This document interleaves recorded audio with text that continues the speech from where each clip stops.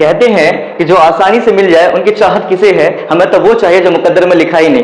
Welcome to Akhlaq foundation. Akhlaq foundation के channel पर आप लोग का बहुत बहुत स्वागत है। हम लोग जीरो से लेकर हीरो तक का मैथमेटिक्स की सीरीज अर्थमेटिक, हम लोग ने अलजेब्रा करा, आज हम लोग ज्योमेट्री के बारे में करने जा रहे हैं। तो ज्योमेट्री बाबू, ये ज्योमेट्री होता क्या है? ये ज्योमेट्री मैथमेटिक्स का एक ब्रांच है जहां पर हम लोग स्टडी करते हैं वेरियस शेप के बारे में, उसके कंस्ट्रक्शन के बारे में, डायग्रामेटिक चीज के बारे में। ठीक है, ज्योमेट्री जो है एंशिएंट ग्रीक वर्ड जियोमेट्रॉन से लिया गया है, जियोमेट्रॉन।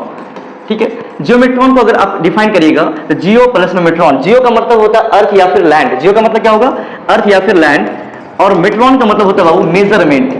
क्या होता है? मेजरमेंट। ठीक है, मेजरमेंट मतलब लैंड का मेजरमेंट करना। जितनी भी कंस्ट्रक्शन की चीजें हैं, जितनी भी आर्किटेक्ट की चीजें होती है, रियल लाइफ में इसका एप्लीकेशन है।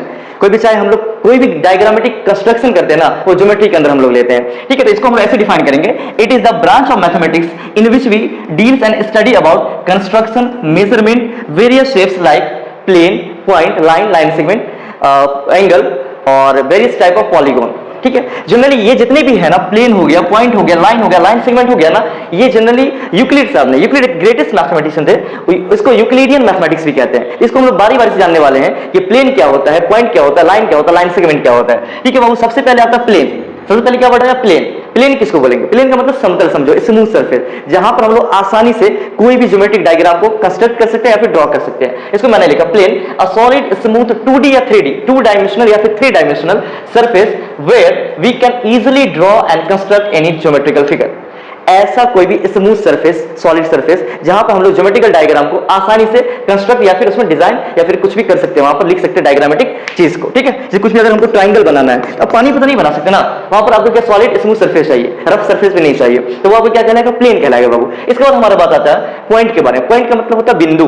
पॉइंट का मतलब ही हुआ बिंदु, जहां पर कोई भी चीज को इंडिकेट करना तो वहां पॉइंट से लेते हैं। ये पॉइंट ना ज्योमेट्रिक है, ज्योमेट्रिक बेसिस है, ये बेसिक ज्योमेट्री के अंदर ये आता है। यूक्लिडियन ज्योमेट्री का सबसे पहला पॉइंट है, उसका नाम ही है पॉइंट। पॉइंट ऐसा है जिसका नाम ही है पॉइंट। पॉइंट ये होता है जनरली एक डॉट होता है, चाहे पेन या पेंसिल का, किसके ऊपर? तो कोई भी प्लेन सरफेस के ऊपर। इसको आप ऐसे डिफाइन करोगे, a dot of a pen और pencil on the plane surface, on the plane surface. या इसको बोलोगे a geometric figure which having tends to negligible dimension. बहुत जगह मैंने लिखा देखा इसको, geometric figure which having no length, no breadth, no height. तो आप ही बताओ, माइक्रो ऑर्गेनिज्म जो होता है, माइक्रो बैक्टीरिया वगैरह सब जो होता है, उसका देखो आप गौर से समझो, उसका भी मेजरमेंट और कंस्ट्रक्शन जो याद रखना, माइक्रोस्कोप में उसको पॉसिबल है। 0.5 माइक्रो mm में आया। ठीक है, तो ये समझना पड़ेगा उसका मेजरमेंट है। तो यहाँ पर अगर आपको यहाँ पॉइंट लिख रहा हूं मैं, ये पॉइंट इसका तो दिख रहा है ना आपको, न्यू डाई से दिख रहा है, इसका कुछ ना कुछ तो होगा, इसका कुछ ना कुछ तो मेजरमेंट होगा। तो टेंड्स टू 0, जैसे इसका पॉइंट में आएगा 0.005 सेंटीमीटर, इसका कुछ ना कुछ तो डिजाइन, इसका कंस्ट्रक्शन तो हुआ ना, मेजरमेंट तो हुआ ना। तो ऐसा पॉइंट किसको बोलेंगे?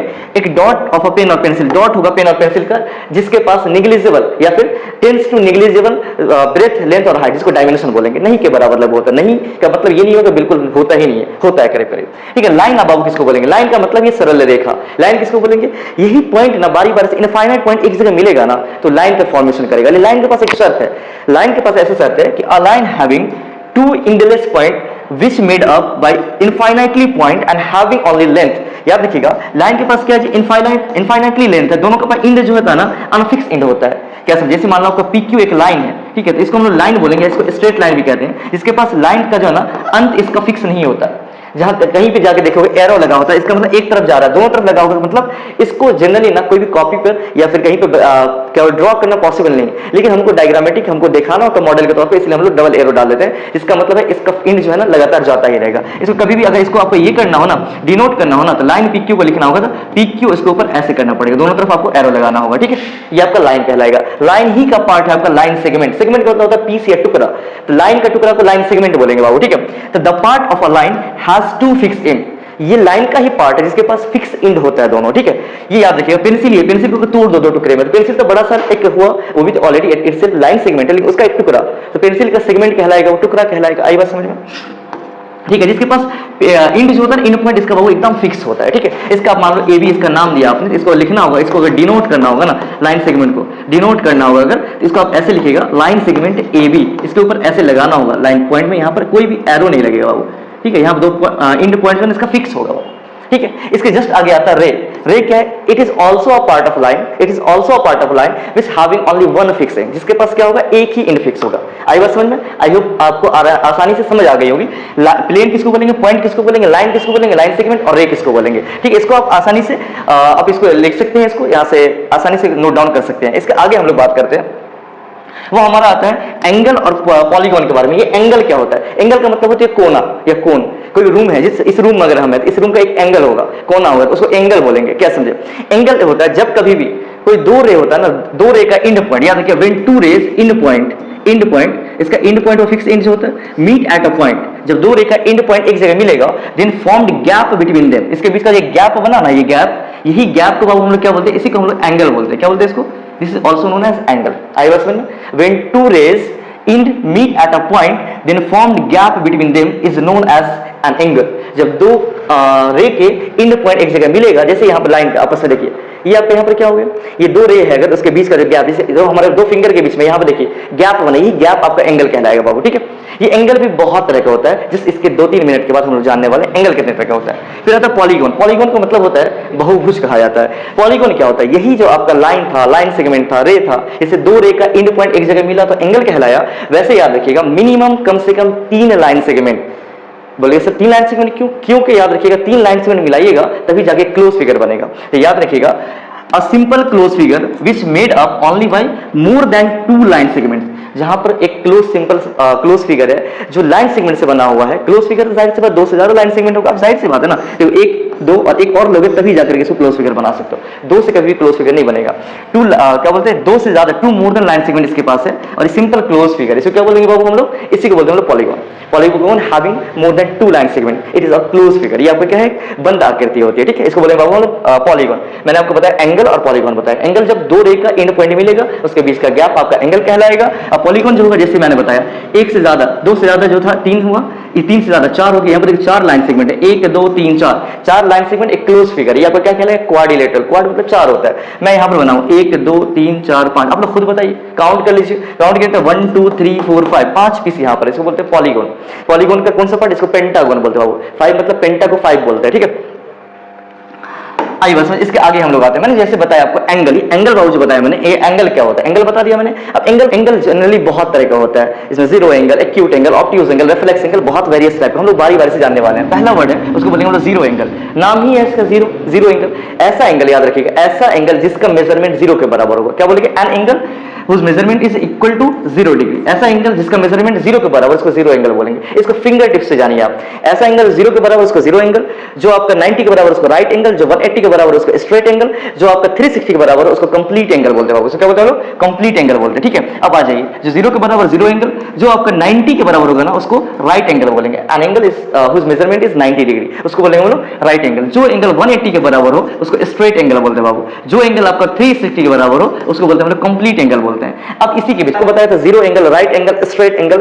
इसके बाद मैंने बताया एक्यूट एंगल। एक्यूट कैसे आएगा? ये more than 0 degree but less than 90 degree. ठीक है, ऐसा एंगल जिसका मेजरमेंट 0 से बड़ा होगा, 90 से छोटा होगा, वो आपका एक्यूट कहलाएगा बाबू। ठीक है, ऑब्ट्यूज किसको बोलेंगे? यहां से, जहां से खत्म हुआ वहां से स्टार्ट होगा, उससे आगे से, और खत्म होगा 180 पर। An angle which is more than 90 degree but less than the 180 degree, वो कहलाएगा आपका ऑब्ट्यूज कहलाएगा। रिफ्लेक्स इसको बोलेंगे जो 180 से 180 से ज्यादा होगा और 360 से कम होगा, वो आपका कहलाएगा बाबू रिफ्लेक्स एंगल। एक और पेयर में आता है कॉम्प्लीमेंट्री और सप्लीमेंट्री एंगल। ये कॉम्प्लीमेंट्री एंगल किसको बोलेंगे बाबू? कॉम्प्लीमेंट्री एंगल बोलते हैं जब 2 एंगल ना उसके सम 90 के बराबर हो जाए। When 2 angle sum is equal to 90 degree then it is known as the complement to vice versa. ठीक है, वो एक दूसरे का आपस में क्या कहलाएगा? कॉम्प्लीमेंट कहलाएगा। मान लो आपका एक एंगल ए है और एक एंगल बी है, दोनों का वैल्यूएशन अगर ऐड करने के बाद 90 आ जाता है तो इसको बोलते हैं बाबू कॉम्प्लीमेंट्री एंगल बोलते हैं। ठीक है, ये एक दूसरे को ए का कॉम्प्लीमेंट, अगर याद रखिएगा ए का कॉम्प्लीमेंट पूछे ना तो क्या बोलेगा? 90 माइनस बी, और बी का कॉम्प्लीमेंट बोले तो 90 माइनस ए बोलेगा। ठीक है, ये आपको कॉम्प्लीमेंट निकालने का तरीका है। ठीक है, इसका जस्ट अपोजिट है।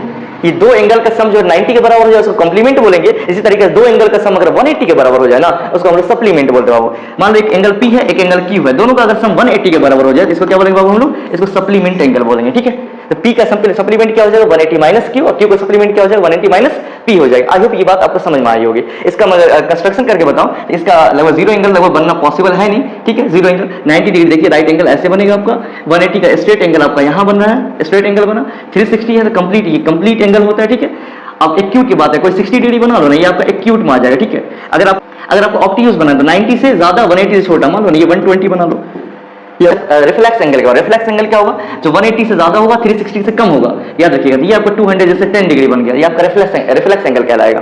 कॉम्प्लीमेंट्री सप्लीमेंट्री आप जान गए, ठीक है। अब हम लोग लास्ट पोर्शन पर आ रहे हैं ज्योमेट्री के, वो है आपका पॉलीगॉन। ये पॉलीगॉन जो होता है कितने तरह का, मैंने पहले ही बताया था। पॉलीगॉन जो है कम से कम 3 लाइन सेगमेंट से बनेगा। मोर देन 2 का मतलब हुआ कम से कम 3 लाइन सेगमेंट से बना हुआ क्लोज फिगर पॉलीगॉन कहलाएगा, ठीक है। तो ट्राइंगल, ट्राइंगल का मतलब ट्राई मतलब 3 होता है, याद रखिएगा। ऐसा पॉलीगॉन जिसके पास सिर्फ और सिर्फ 3 लाइन सेगमेंट हो, ठीक है। हैविंग ओनली 3 लाइन सेगमेंट, इसको क्या बोलेगा वो? इसको बोलेगा हैविंग 3 लाइन सेगमेंट, ठीक है। इसके पास 3 लाइन सेगमेंट होगा, वो आपका ट्राइंगल कहलाएगा, ठीक है। क्वाड्रिलेटरल, क्वाड मतलब 4 होता है। ऐसा पॉलीगॉन जिसके पास कम से कम क्या होगा? कम से कम आपका 4 आपके पास यहाँ पर लाइन सेगमेंट होगा, उसको बोलेंगे क्वाड्रिलेटरल बोलेंगे, ठीक है। इसके पास 4 लाइन सेगमेंट होगा, ठीक है। एलएस का मतलब याद रखिएगा होगा, एलएस का मतलब यहाँ पर लाइन सेगमेंट, इसको समझिएगा वो, ठीक है। पेंटागन, पेंटागन किसको बोलेंगे? इसके पास 5 होगा, इसके पास क्या होगा?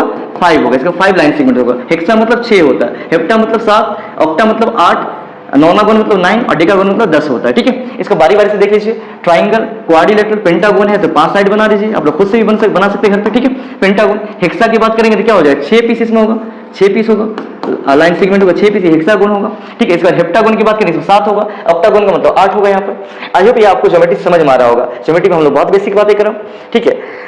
मैथमेटिक्स का हर एक ब्रांचेस का अपना एक वजूद है, अपना एक बेसिक है, और जाहिर सी बात है आपको ग्राउंड से बेसिक से अगर मैथमेटिक्स को जितने आपको कोई भी पोर्शन मैथमेटिक्स का कोई से ही पोर्शन हो, चाहे आपका अरिथमेटिक का हो या आपका याद रखिएगा ज्योमेट्री का हो, चाहे आपका अलजेब्रा के बातें होगी, या मैं अभी बेसिक का मैं नेक्स्ट क्लास में मैं अभी मेंसुरेशन लाने वाला हूँ। मेंसुरेशन, इसके बाद अगर बात करोगे तो वो आपका प्रोबेबिलिटी आएगा, इसके बाद अगर बात करोगे तो स्टैटिस्टिक आएगा। वो सबका अगर बात करेंगे, सबका जितना ज्यादा बेसिक क्लियर होगा, आई होप आपका उतना ज्यादा आप क्वेश्चन लगा पाओगे, उतना ज्यादा कर पाओगे। तो क्वेश्चन करने के लिए सबसे पहले आपको बेसिक अंडरस्टैंडिंग बहुत जरूरी है। बेसिक अंडरस्टैंडिंग को जितनी ज्यादा बात करिएगा उतना ज्यादा आपका सही होगा, ठीक है। तो आई होप आप इसको 0 से लेकर हीरो तक सीरीज में आप बने हुए हैं, और जितना हो सके दोस्तों को शेयर करें इसको, और मैथमेटिक्स को एकदम चाव से पढ़िए, ठीक है, भाव से पढ़िए। मैथमेटिक्स को डराइए। We don't follow the answer, answer follows us. क्या समझे? हम लोग आंसर को कभी फॉलो नहीं करेंगे, आंसर हमको फॉलो करेगा। ये कब होगा? जब आपका बेसिक जो आपका ज्यादा मजबूत होगा। जितना बेसिक आपका फाउंडेशन जितना अच्छा होगा ना,